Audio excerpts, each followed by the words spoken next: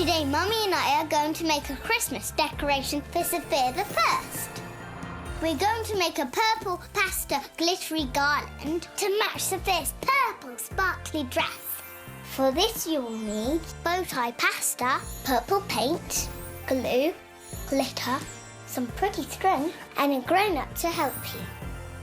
To make your glittery pasta garland, start by painting all the bits of pasta purple, just like Sophia's dress. Wait a few minutes for the paint to dry and then splodge some glue all over the bits of pasta. Then the really fun bit.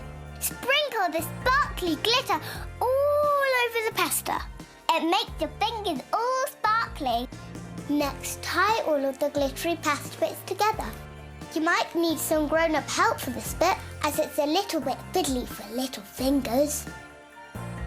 There, your glitter pasta garland is all finished. It looks so twinkly and sparkly. It's fit for a princess. I think Sophia likes the sparkly purple pasta as it matches her dress.